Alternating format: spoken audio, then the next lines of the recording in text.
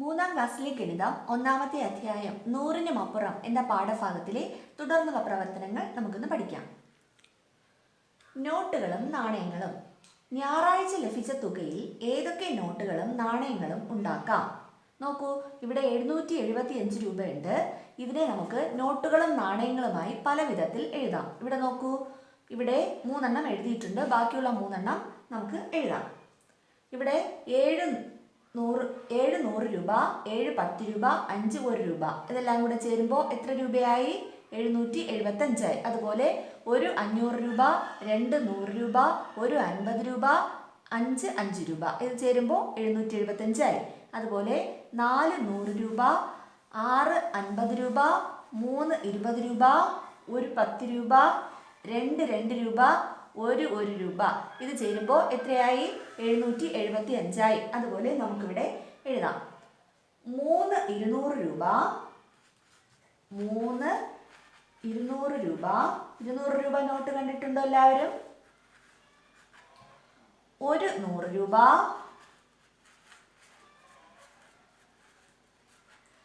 7 10 രൂപ,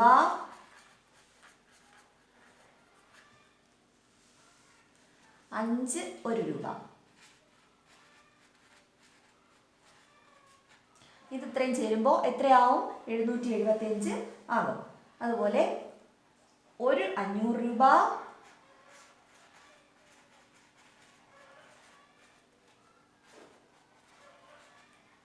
1 200 രൂപ,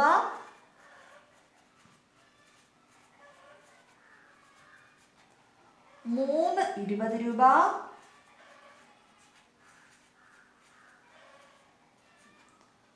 1 10 രൂപ,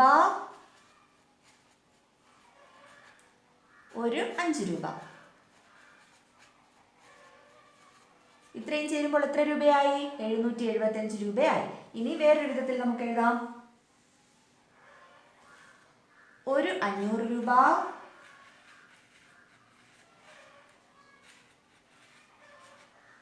5 50 രൂപ,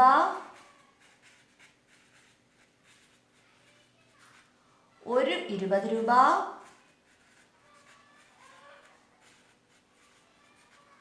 5 1 രൂപ. അപ്പോൾ നാം ഇങ്ങനെ 775-നെ പല വിധത്തിൽ എഴുതി. ഇതുപോലെ നിങ്ങൾ മറ്റു വിധത്തിൽ എഴുതി നോക്കുക. അടുത്ത് നോക്കൂ, പട്ടികയിൽ എഴുതാം. 899-നെ നോട്ടുകളും നാണയങ്ങളുമായി ഇവിടെ എഴുതിയിട്ടുണ്ട്. 500 രൂപയുടെയും 1 രൂപ, 100 രൂപയുടെയും 50 രൂപയുടെയും 20 രൂപയുടെയും 10 രൂപയുടെയും 5 രൂപയുടെയും 2 രൂപയുടെയും 1 രൂപയുടെയും ഒക്കെ നാണയങ്ങളും നോട്ടുകളുമായിട്ട് ഇവിടെ എഴുതിയിട്ടുണ്ട്. അപ്പോൾ അതുപോലെ നമുക്കിനി 900-നെ എങ്ങനെ എഴുതാം? 500 രൂപയുടെ 1 നോട്ട്, 100 രൂപയുടെ 1 നോട്ട്, 50 രൂപയുടെ 2 നോട്ട്, 20 രൂപയുടെ 5 നോട്ട്, 10 രൂപയുടെ 6 നോട്ട്, 5 രൂപ നാണയം 7 എണ്ണം, 2 രൂപ നാണയം 2 എണ്ണം, 1 രൂപ നാണയം 1 എണ്ണം. അപ്പോൾ ഇതെങ്ങനെ തുകയായി നമുക്ക് എഴുതാം? 500 രൂപയുടെ 1 എണ്ണം ആവുമ്പോൾ എത്ര? 500. 100 രൂപയുടെ 1 എണ്ണം 100. അടുത്ത് 50 രൂപയുടെ 2 ആവുമ്പോഴോ 100. അടുത്ത് 20 രൂപയുടെ 5 ആവുമ്പോഴോ 100. 10 രൂപയുടെ 6 ആവുമ്പോഴോ 60. 5 രൂപയുടെ 5 രൂപ നാണയം 7 എണ്ണം ആവുമ്പോഴോ 35 രൂപ. 2 രൂപയുടെ 2 നാണയങ്ങൾ 4 രൂപ. 1 രൂപയുടെ 1 നാണയം 1 രൂപ. അപ്പോൾ ഇതെല്ലാം ചേരുമ്പോൾ എത്രയായി? 900 രൂപ ആയി. അതുപോലെ 317 നമുക്ക് എഴുതാം. എങ്ങനെ? 500 രൂപയുടെ എഴുതണ്ട, 100 രൂപയുടെ 2 നോട്ട്, അപ്പോൾ എത്ര രൂപയാ? 200.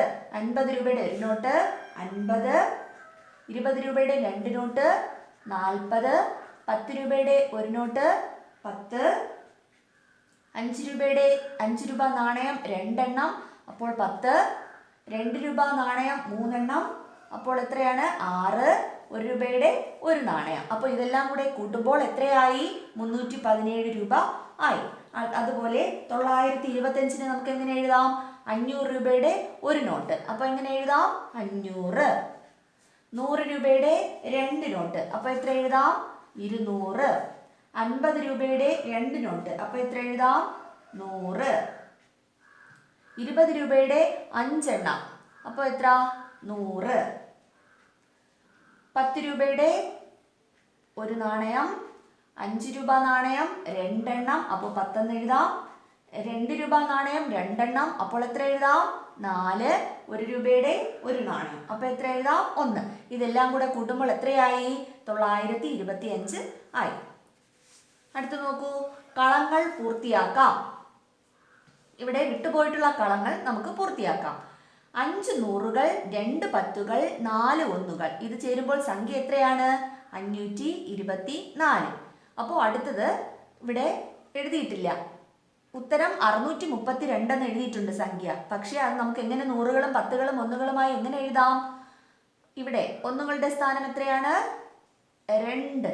2 ഒന്നുകൾ. 10ന്റെ സ്ഥാനത്ത് എത്രയാണ്? 3 പത്തുകൾ. 100ന്റെ സ്ഥാനത്ത് 6. അപ്പൊ എങ്ങനെ എഴുതാം? 6 നൂറുകൾ, 3 പത്തുകൾ, 2 ഒന്നുകൾ. സംഖ്യ എത്രയാണ്? 632.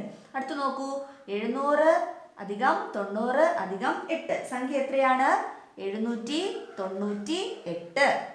അടുത്ത് നോക്കൂ, 9 നൂറുകളും 5 ഒന്നുകളും ചേരുമ്പോൾ എത്രയാണ്? ഇവിടെ 10ന്റെ സ്ഥാനത്ത് 9 സംഖ്യ ഇല്ല. അപ്പോൾ ഒന്നുകളുടെ സ്ഥാനത്ത് 5. 10ന്റെ സ്ഥാനം ഇവിടെ ഉണ്ടോ? ഇല്ല. അപ്പോൾ 0 കൊടുക്കാം. 100ന്റെ സ്ഥാനത്ത് 9. അപ്പോൾ 9 നൂറുകളും 5 ഒന്നുകളും ചേർന്നാൽ എത്രയാണ് സംഖ്യ? 905. അടുത്ത് നോക്കൂ, 859 സംഖ്യ. 9ന്റെ സ്ഥാനത്ത് ഒന്നുകളുടെ സ്ഥാനത്ത് 9. 10ന്റെ സ്ഥാനത്ത് 5. 100ന്റെ സ്ഥാനത്ത് എത്രയാണ്? 8. 8 നൂറുകൾ, 5 പത്തുകൾ, 9 ഒന്നുകൾ ചേരുമ്പോൾ സംഖ്യ എത്രയാണ്? 859. അടുത്ത് നോക്കൂ, 470 സംഖ്യ. ഇവിടെ ഒന്നുകളുടെ സ്ഥാനത്ത് 0 എന്നാണ് കൊടുത്തിട്ടുള്ളത്. പത്തുകളുടെ സ്ഥാനത്ത് 7. നൂറുകളുടെ സ്ഥാനത്ത് എത്രയാണ്? 4. 4 നൂറുകൾ, 7 പത്തുകൾ. ഇതെല്ലാം ചേരുമ്പോൾ സംഖ്യ എത്രയാണ്? 470. അടുത്ത് നോക്കൂ, അബാക്കസിൽ ക്രമീകരിക്കാം. ഇവിടെ അബാക്കസിൽ മുത്തുകൾ ക്രമീകരിച്ചിട്ടുണ്ട്. നോക്കൂ, ആദ്യത്തെ സംഖ്യ 214 ഇവിടെ അബാക്കസ് കണ്ടല്ലോ. ഇത് 1ന്റെ സ്ഥാനവും ഇത് 10ന്റെ സ്ഥാനവും ഇത് 100ന്റെ സ്ഥാനവുമാണ്. അപ്പോൾ ഒന്നുകളുടെ സ്ഥാനത്ത് ഇവിടെ 4 അപ്പോൾ അബാക്കസിൽ എത്ര എണ്ണമാണ് മുത്ത് ക്രമീകരിച്ചിരിക്കുന്നത്? 1, 2, 3, 4. അടുത്ത് 10ന്റെ സ്ഥാനത്ത് 1 സംഖ്യ. അപ്പോൾ ഇവിടെ ഒരു മുത്ത്. 100ന്റെ സ്ഥാനത്ത് 2 സംഖ്യ. അപ്പോൾ ഇവിടെ മുത്ത് എത്രയാണ്? 1, 2. അപ്പോൾ സംഖ്യ എത്രയാണ്? 214. അപ്പോൾ അടുത്ത് നോക്കൂ, 132 സംഖ്യ തന്നിട്ടുണ്ട്. അബാക്കസിൽ നമ്മൾ മുത്തുകൾ ക്രമീകരിക്കണം. 1ന്റെ സ്ഥാനത്ത് 2. അപ്പോൾ നമ്മൾ എന്ത് ചെയ്യുക? 2 മുത്തുകൾ ഇട്ട് കൊടുക്കുക. 10ന്റെ സ്ഥാനത്തോ 3. അപ്പോൾ നമ്മൾ എന്ത് ചെയ്യുക? 10ന്റെ സ്ഥാനത്ത് 3 മുത്തുകൾ ഇട്ട് കൊടുക്കുക. അടുത്ത് നോക്കൂ, ഇവിടെ അബാക്കസിൽ സംഖ്യ ക്രമീകരിച്ചിട്ടുണ്ട്, മുത്തുകൾ ക്രമീകരിച്ചിട്ടുണ്ട്. നമ്മൾ സംഖ്യ ഏതെന്ന് എഴുതണം. അപ്പോൾ 100ന്റെ സ്ഥാനത്ത് ഇവിടെ 3 മുത്തുകളാണ്. അപ്പോൾ എന്ത് ചെയ്യുക? 3. ഇവിടെ 10ന്റെ സ്ഥാനത്ത് ഉണ്ടോ മുത്തുകൾ? അപ്പോൾ ഇല്ലാത്തതുകൊണ്ട് നമ്മൾ എന്ത് ചെയ്യുക? 0 എന്ന് എഴുതുക. അടുത്ത 1ന്റെ സ്ഥാനത്തോ 1, 2, 3, 4, 5. 5 മുത്തുകൾ കൊടുത്തിരിക്കുന്നത്. അപ്പോൾ 5 എന്ന് സംഖ്യ എഴുതുക. അപ്പോൾ സംഖ്യ എത്രയാണ്? 305. അടുത്ത് നോക്കൂ, ഇവിടെ സംഖ്യ കൊടുത്തിട്ടുണ്ട്. അബാക്കസിൽ നാം മുത്തുകൾ ക്രമീകരിക്കണം. അപ്പോൾ ഒന്നുകളുടെ സ്ഥാനത്ത് എത്രയാണ്? 0. അപ്പോൾ നമ്മൾ അവിടെ എന്തെങ്കിലും ഇടേണ്ടതുണ്ടോ? അവിടെ ഒന്നും ഇടണ്ട. 10ന്റെ സ്ഥാനത്ത് 2 എന്നാണ് കൊടുത്തിരിക്കുന്നത്. അപ്പോൾ നമുക്ക് ഇവിടെ 2 എന്ന് ഇടുക. 100ന്റെ സ്ഥാനത്ത് എത്രയാണ്? 5. 1, 2, 3, 4, 5. 5 മുത്തുകൾ ഇട്ടു. അടുത്ത് നോക്കൂ, ഇവിടെ മുത്തുകൾ ക്രമീകരിച്ചിട്ടുണ്ട്. നാം ഇവിടെ സംഖ്യ എഴുതണം. ഒന്നുകളുടെ സ്ഥാനവും 10ന്റെ സ്ഥാനവും 100ന്റെ സ്ഥാനവും ഇവിടെ ഉണ്ട്. 1, 2, 3, 4. ഒന്നുകളുടെ സ്ഥാനത്ത് 4.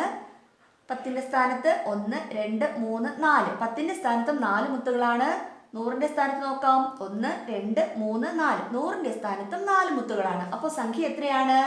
444. അടുത്ത് നോക്കൂ, ഇവിടെ സംഖ്യ കൊടുത്തിട്ടുണ്ട്. നാം അബാക്കസിൽ മുത്തുകൾ ക്രമീകരിക്കണം. ഇവിടെ ഒന്നുകളുടെ സ്ഥാനത്ത് എത്രയാണ് സംഖ്യ?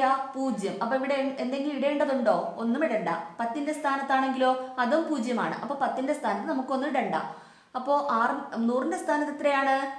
6ആണ് സംഖ്യ. അപ്പോൾ ഇവിടെ 100ന്റെ സ്ഥാനത്ത് നമ്മൾ 6 മുത്തുകൾ ഇട്ട് കൊടുക്കണം. 1 2 3 4 5 6. അപ്പോൾ 6 മുത്തുകൾ നമ്മൾ ഇവിടെ 10ന്റെ സ്ഥാനത്ത് ഇട്ട് കൊടുത്തു. അപ്പോൾ ഇതുപോലെ നിങ്ങൾ അബാക്കസിൽ സംഖ്യകൾ ക്രമീകരിച്ച് മറ്റു പ്രവർത്തനങ്ങൾ ചെയ്ത് പഠിക്കുക. ഇന്നത്തെ പഠനം എല്ലാവർക്കും മനസ്സിലായെന്ന് കരുതുന്നു. ഈ പാഠഭാഗത്തിന്റെ തുടർന്നുള്ള പ്രവർത്തനങ്ങൾ നമുക്ക് അടുത്ത ക്ലാസ്സിൽ പഠിക്കാം. തുടർന്നും ഈ പാഠഭാഗത്തിലെ ക്ലാസ്സുകൾ നിങ്ങൾക്ക് ലഭ്യമാകണമെങ്കിൽ പാഠപുസ്തകം എന്ന യൂട്യൂബ് ചാനൽ സബ്സ്ക്രൈബ് ചെയ്യുക. താങ്ക്